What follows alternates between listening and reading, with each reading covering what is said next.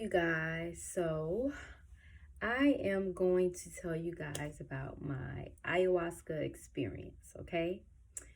All right, so I live in Florida, and where I did my ayahuasca was in Fort Lauderdale, Florida, and it was quite the experience. So I'm gonna try to remember everything because it's been about 2 weeks ago, and to be honest with you guys, I'm still kind of not recovering. I guess it just opened my mind up so much to the point where I don't know. I'm just still, my mind is like still activated. So, anyways, do your research on what ayahuasca is because I'm not going to go into that, but I'm just going to tell you guys my experience. So, so prior to ayahuasca, I went with me and my significant other. And prior to the ayahuasca, we had to get COVID tests. So, because we're going to be in a group setting, they wanted to make sure everybody, didn't have COVID. So, we had to do that either 48 hours or 72 hours prior. We could not eat anything after 1 o'clock. So after 1 o'clock, you had to fast. But because I'm hypoglycemic, I could have just some light fruit or whatever. But I chose to kind of still fast, even though I'm hypoglycemic, because I wanted the experience to be very, a great experience for me. So I didn't feel hungry or anything like that. So let's see what else. So the time to get there was 5:30. We live in Port St. Lucie, Florida. So it was about a hour drive, I think, from Point St. Lucie to Fort Lauderdale. So when we got there, it was kind of like, it was this big house, but it was like behind a bunch of like flowers and bushes and stuff. So and then it was like a gate. So you walk in the gate and then you go into the house. So we went into the house and it was other people that were there before us, and it was like in like a living room, but it was a lot of like, I don't want to say sleeping bags, but like these cushion things on the ground that you can sleep on individually. And everybody had their own space that you can sleep on and everything. So we found our space and we set everything up, and we put, our blanket and sheets and everything that we came there with. We were also told to come there with snacks, but more so like, healthy snacks, vegan kind of food or whatever, and to share amongst everybody. So, and also water. Water is a very, very, very extremely important during ayahuasca. So yeah. So we were there. We met some people that actually was there the night before or the day before. So you come there around 5:30 and you stay there overnight, and then they have integration around 12 p.m. the next day. So we were there to about 1 o'clock the very next day. Okay, so we went there and everything got started. They introduced, everybody introduced themselves. They went over kind of like what the ayahuasca experience was, and, just explained everything to us. So then after that, they asked us what our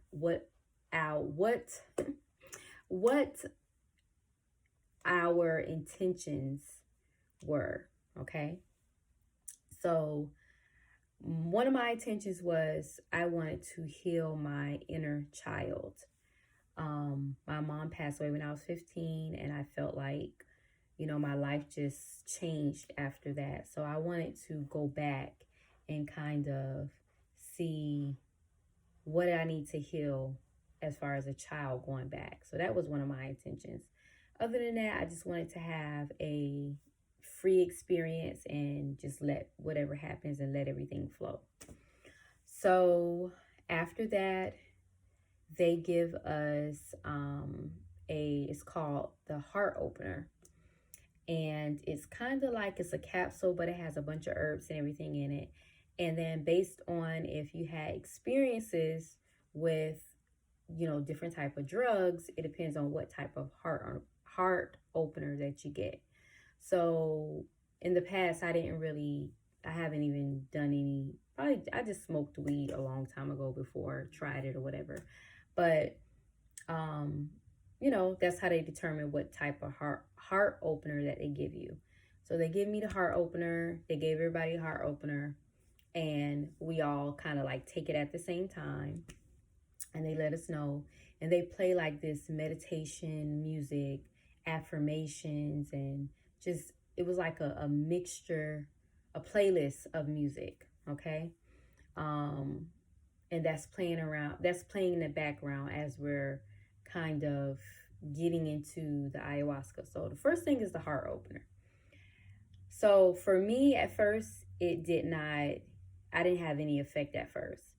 My significant other, he immediately was just like, he just like stood up, and his like face was just like looking around, and he just started talking to himself as to, he was like, I try to save everybody, and, he's having his own experience with the heart opener.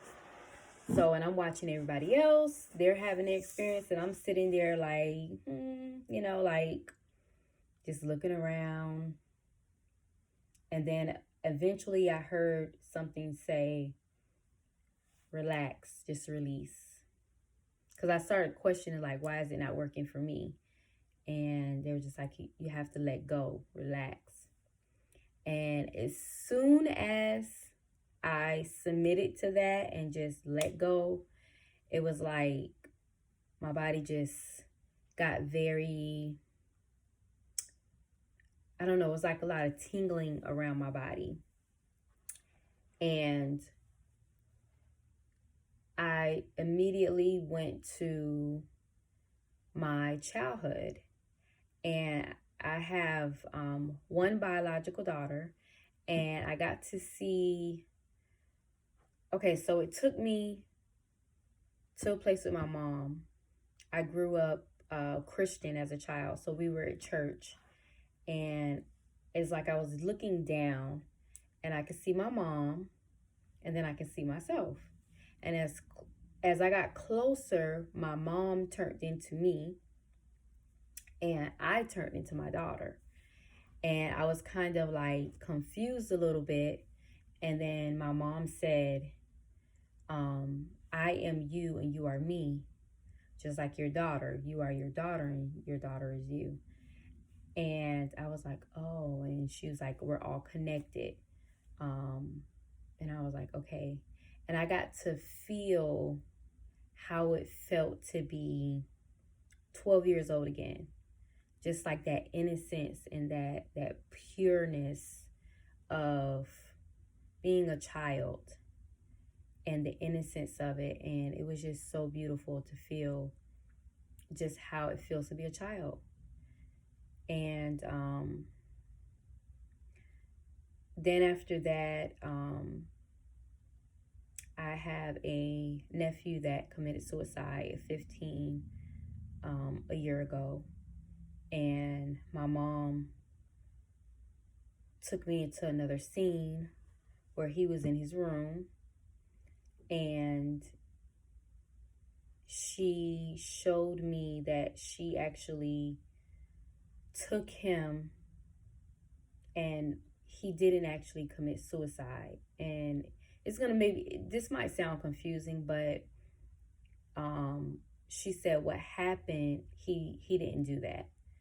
that she actually came and got him, and they had to make it seem like it was a suicide, but it wasn't a suicide, that he was in deep depression and he didn't want to be here anymore, and he wanted to leave here.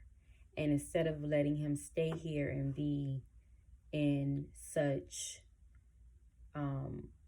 depression as a child, and it was too much for him to bear, that she came and got him. So they physically showed me a scene where she came and went in his room, and he was sitting on the bed, and she grabbed his hand and she just guided him to the other side.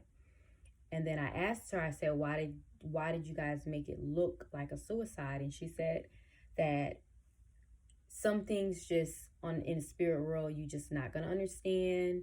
It just is what it is, and everything is for a reason. They made it look like that for a reason.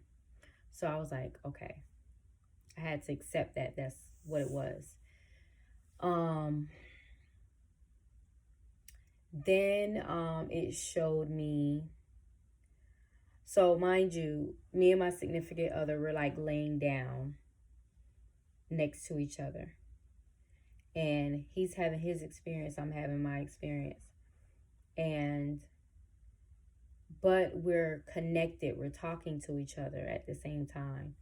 And he just kept talking to me. It's like, are you okay? And I'm like, yeah, I'm fine, I'm okay. And he's like just breathing very deeply and just breathing like that, like he's feeling the unconditional love. So that lasted for about an hour. And it also showed me certain people and certain family members that their life was just depressed, that they were either depressed, angry, bitter, like all of those like low level energies is like ayahuasca had me to experience each person and them in their misery per se. And it was just such, in the moment, I was feeling like, I don't want to feel this. It's just such a negative feeling. And people that were lost, like they were like just in limbo, like in the desert in limbo. And mind you, like I also have a gift of sight. So I guess that in ayahuasca that it appeared to me that way because I already have the gift of sight. So they were already just showing me things, because my significant other, he didn't see anything like that. He just had more so, it was like feelings for him. So anyway, like certain people would show me them in limbo and like in the desert, just wandering. And I was asking, and I was like why do some people experience this? Why are their life like this? And ayahuasca was like, you know, they choose to be. You come here and this is an experience, and if you choose to be bitter or be depressed, it's a choice. You can always change your reality at any time, is what they say. You can always change. And I was like, okay.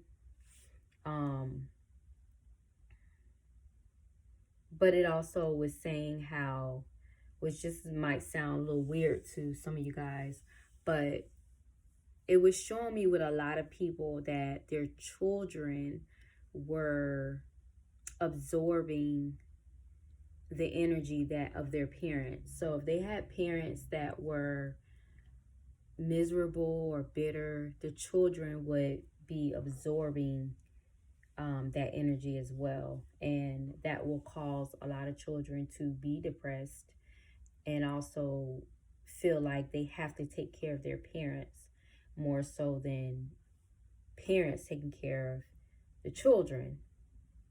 So it's very important to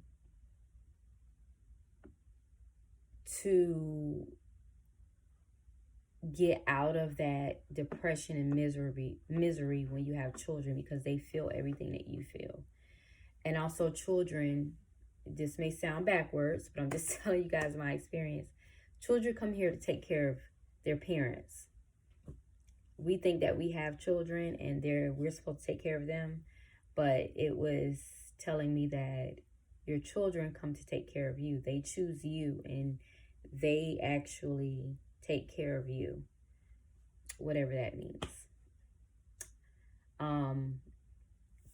So, and a lot of things was just it. Like, some of the questions I asked, they were like, that's just the way it is, and that was one of them. And a lot of things that we think are a certain type of way is the opposite in the spirit world. So moving on to the actual ayahuasca. So this wasn't the type of ayahuasca where you drink the tea.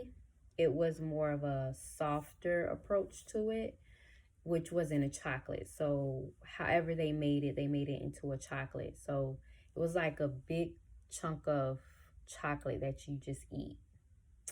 And I love chocolate, so I ate it real quick. But we both ate the chocolate, and then it took us more in a deeper state. And that's when I started feeling my body my temperature started to change. So I was changing to really super cold, and then I'll be hot. Then I'll be really cold, and I'll be hot. So that for me was, like, I'm not going to tell you guys the details, only to protect certain people. But I guess because me and my significant other was experiencing it together, it was like the experience wasn't separate. It was like together. So if you do ayahuasca and you want to have your own experience, I would say go by yourself. Because if you, like, our experience was kind of together. So it immediately started showing me, he has 7 children, my daughter including 8. And it showed me every single child that their life path. It showed me their present all the way up into their future, what they turn out to be. And that was something, because it was just beautiful, just a beautiful experience.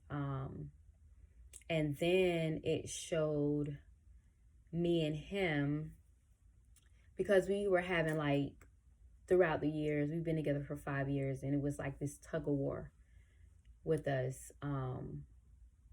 And he's more of a person that likes to help people, and I never could understand, like, why do you help people that you end up sacrificing yourself? And it's like you help them, but then they kind of like turn around and like it's like a slap in the face. And I just couldn't understand that. And he always felt like he has an obligation to help people. So it was showing me and telling me that is his journey. His journey is to help people.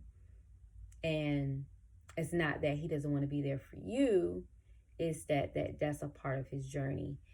And not only that, it's you're supposed to be the person that after he goes and conquers the world and help all these people, that you're his safety net when he comes home, and to relinquish all of that burden and all that energy to you, because you can handle that energy to release it into the universe.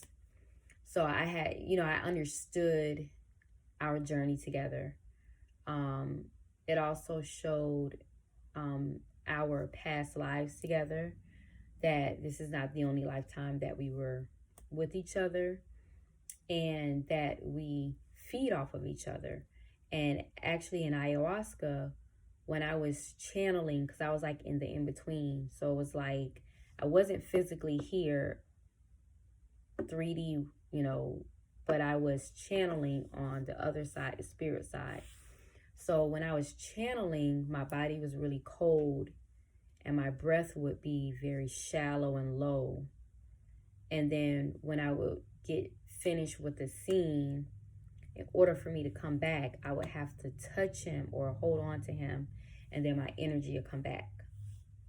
So it was like the experience was like, we're here for each other. We feed off of each other. We get energy from each other. So each child that it showed me, and each scene that it showed me, it was like, it would be a scene. And it was some people that were purging. And the purging would basically, you're kind of like, throwing up or whatever. I didn't go through that. But what did happen to me was, after every scene, I would have to urinate. So I would see a scene and see something or whatever, and then I'll have like the urge to go urinate. And I literally had to go, pee like 30 times. So yeah, it showed me each child and their life path. And then it showed us, me and him. It showed our life presently, the near future. We're both realtors, and it showed that we were going to buy a bunch of property, and all over the world, not just in Florida, but all over the world, we're going to have property, and that's going to be our main source of income. That's how we built generational wealth. And it also showed like we're going to have a boat, and just like we're going to just have a great life and just have a wonderful, wonderful life together, a beautiful life together. And immediately I had a feeling, and I was like, oh my God, like I found my person. And he said on my face, I just had like a smile on my face, like I was like really enjoying myself. And his father passed away a couple of years ago, and his father came through to give him a message that he was proud of him. It was like I was the person that was a messenger for him to give him some messages from the other side. After that, like I said, I had to go like pee, I don't know how many times. So, and I was going in and out. I was exhausted. I was just like tired, sleepy, not sleepy, but just like, going in and out. And then we took a break. We went outside, and then we saw some people that were there. Like some of them were on swings. Cause it was like these, like, kind of like if you're a child, like the wooden swings, they were outside. So some of them were on swings. Some of them were like in the trees. They climbed the trees. And it was just like the air felt just refreshing and beautiful. Some people were actually sleeping outside, but it was like screened in, but it was like outside on the porch. And we were just sitting by the pool, and we were just talking and experiencing, just going through our different experiences and talking about everything. And then we went back in, and then they gave us a second chocolate, which I didn't know it was a second round of chocolate. So they gave us a second round of chocolate. And after that, it was like, he was like wanted to dance, because like I said, they had the meditation music going, and he was like in the mood to dance. And I'm not a person that likes to dance, and they were telling me, go dance with him, like kind of like slow dance. And I went to go dance with him, and we were like embracing each other and enjoying each other there. And then I had the urge to lay down again. Like I was trying to, like it was pulling me back into the spirit world and like to another side. And it was like a hallway, and that hallway turned into a portal. And I was seeing like a lot of the people that were there, they all looked different. They looked the same, but they just looked like their essence was different. So one lady, She was a mermaid. She was purple and green, like greenish, long black hair. She looked just like a mermaid. And there was another lady walking around, and she was like, you know, literally like, hello everyone, I represent love and forgiveness. And she was introducing herself that way to everyone that was there. And I was like, oh wow. And then basically ayahuasca was telling me that some people are light workers. They come here and they just come here to spread, like how she was, love and forgiveness. And some people have certain journeys here. Some people are working out karma. And they were like explaining that to me. They also explained to me that this lifetime in this world it's an illusion. It doesn't really exist. It's made up. So you can create whatever you want to create in this world.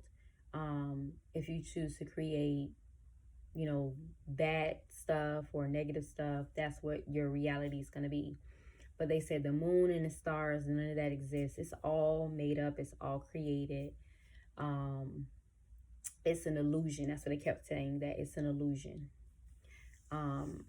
What else? Then I saw this, I don't know what the heck this was. I have no idea.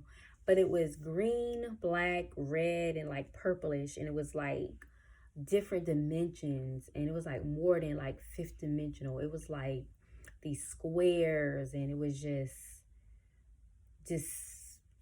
I don't know what to call it. Somebody that actually did ayahuasca before said it was something about, it was like ayahuasca, something like that. Because you see like the eyes and everything. I don't know what that is, but that was like a bunch of dimensions. And it was like, almost like how the Matrix looked, but it was just a bunch of squares and the colors, and they were stacked up. And that was like coming out of the portal. And it was trying to telepathically communicate with me. And then when I stood up to kind of like face it and talk to it, it went away. And it was one girl there that when we went to our what is it called, the meeting that we have after ayahuasca, she said that she didn't experience anything.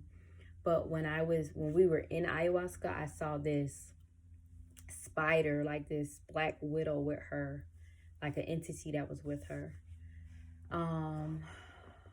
The other thing, I saw a couple of past lives.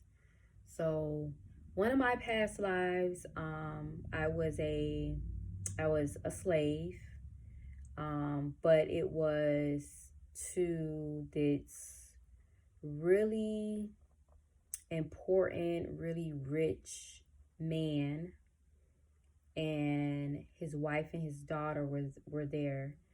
And I had like this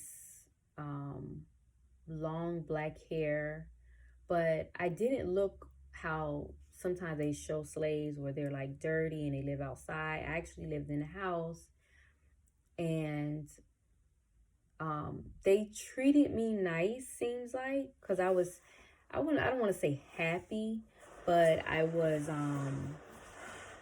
like young. I was like 13 to 15 years old. I want to say like 15. And I was just like happy-go-lucky, free spirit. But I do know that the slave owner was sleeping with me, and the mother was very jealous and very like angry about that, his wife. And then it went to a scene where it was like this dungeon room that was underneath the house or whatever. And they ended up tying a rope around my neck and strangling me. And that's how I died as a slave. Then it showed me that basically they were like, ayahuasca was like, it went to like maybe, I don't know if I was in Africa, Egypt, somewhere like that. But it showed I was like on a throne, and I was like, and I had a bunch of gold jewelry on me, and I was royalty. And it was like, this is where you come from. You come from a line of royalty, and that's why that's why you feel entitled, and that's why you like the finest. You're humble, but you feel like you just deserve the finest things. And this is because you come from royalty. You're used to the royal treatment, and just everything around me was like beautiful and lavish, and like, and it's like it wasn't servants there. It was just people that were like bowing down to me, like I was royalty. And they were telling me that that's where like I come from. My mom comes from that. Like, we come from royalty. Then, which I do practice spirituality. So I immediately recognize these two people. But Yemiya, which is a deity, an African deity, and Oshun came to me. Of course, Yemiya was wearing blue. Oshun was wearing yellow, and that's how I immediately knew who they were. They were just as beautiful as ever. And they were like, I'm glad you made it, and we've been waiting for you.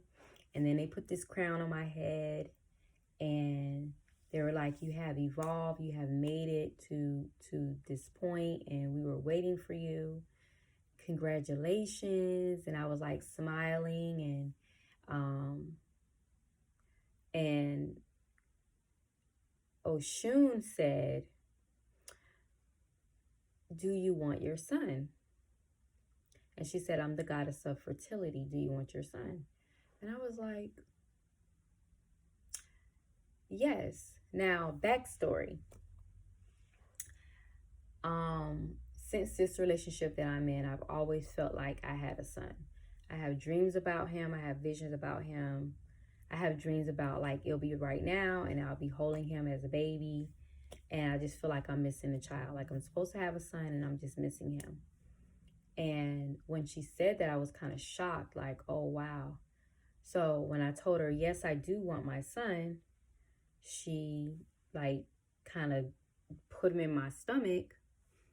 And I was like, whoa. And I felt like a bulge in my stomach. And then I had my significant other, and I'm like telling him that I grabbed his hand. I'm like, do you feel this? And he's like, yes. What is that? What is that? And I'm like, I was explaining to him what just happened. And he was like, what? And I'm like, yeah, like, do you feel that? I was like, I'm not imagining I'm feeling this. He's like, no, I feel it too. And it was like a bulge in my stomach. And then immediately they showed me my son. So it showed my son as a baby. They're telling me that when I carry him, I have to eat. I'm pescatarian now. I eat seafood. But I don't eat chicken, beef, pork, none of that. Fruits and vegetables, but I do eat seafood. And they were telling me that I have to be on a strict vegan diet when I'm carrying him. Then they showed him as a baby. Then they also showed him getting to the age that he goes to school. And they're like, he can't go to school. The teachers are not going to be able to deal with him because he is going to be a force to be reckoned with.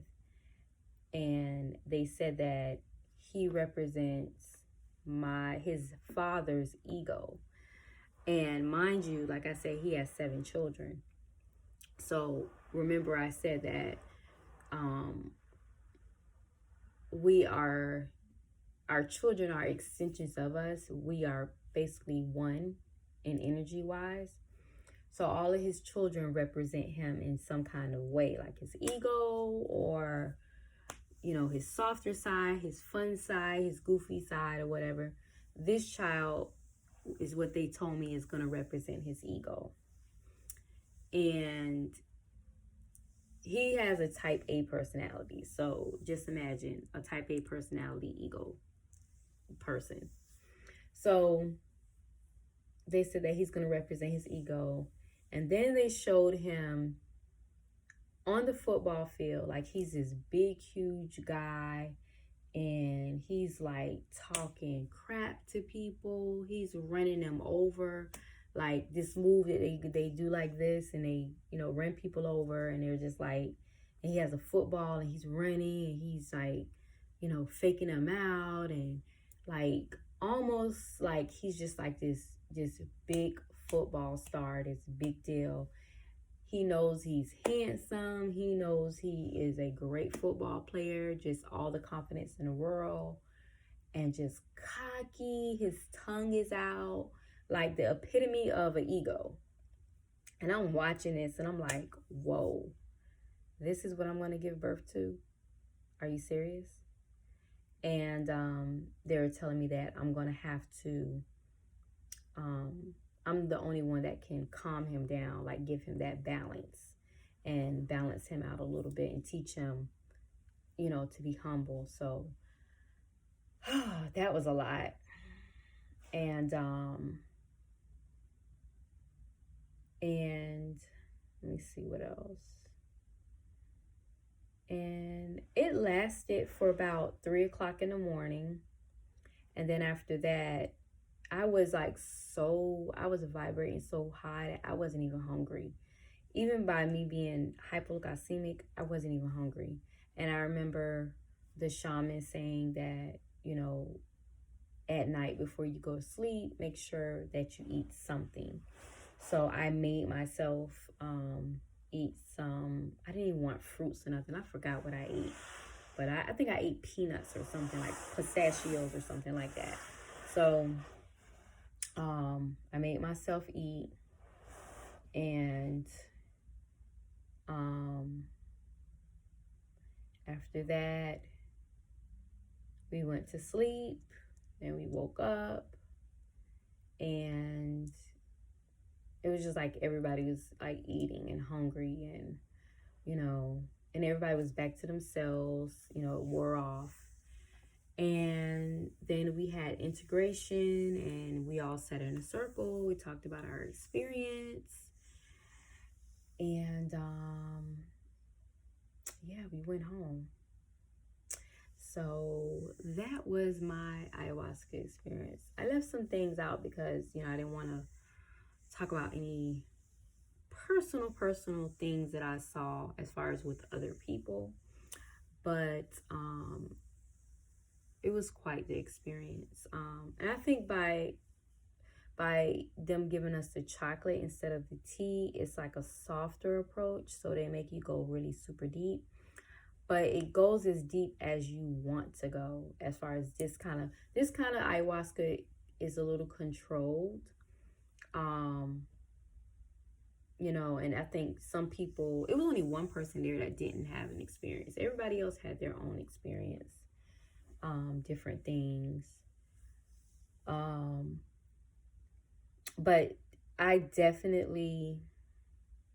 it was definitely life-changing. I recommend it for people that if you have questions that you want to be answered, literally anything that you want to answer, ayahuasca will, any questions that you need to answer, ayahuasca will answer it.